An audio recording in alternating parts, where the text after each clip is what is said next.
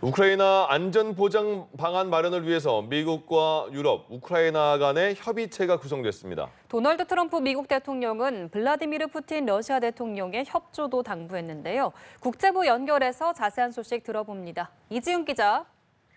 네, 종전 방안의 핵심 중 하나죠. 우크라이나 안전보장을 논의하기 위해 미국과 유럽, 우크라이나의 3자 위원회가 구성됐습니다.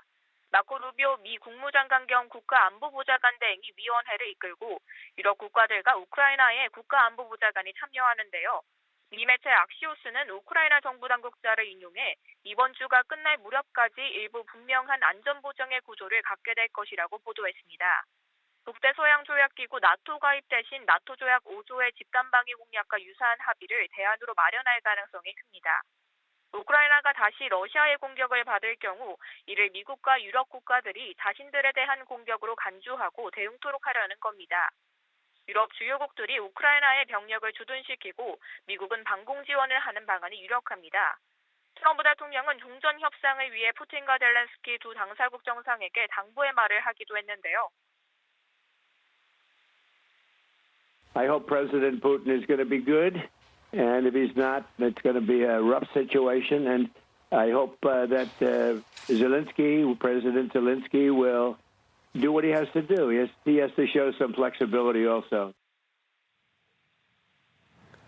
네, 트럼프 대통령이 국가안보팀에 우크라이나 안전 보장을 위해 유럽과 협조하라고 지시했다고요.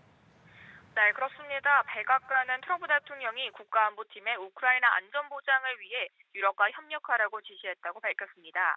그러면서 안보팀이 마련한 틀을 러시아와 우크라이나 양측이 수용할 수 있어야 한다고 전했는데요.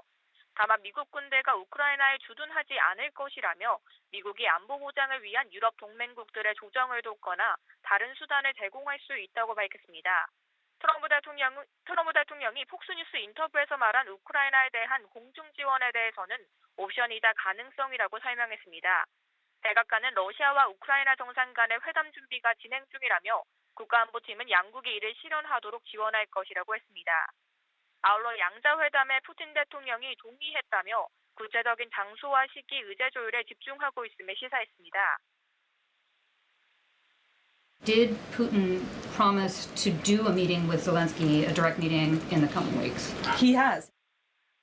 다만 트럼프 대통령의 중재와 우크라이나에 대한 안전보장 약속에 대해 공화당 내 핵심 지지층 일각에서는 미국이 전쟁에 더 깊게 휘말릴 수 있다는 우려도 나옵니다. 지금까지 국제부에서 전해드렸습니다.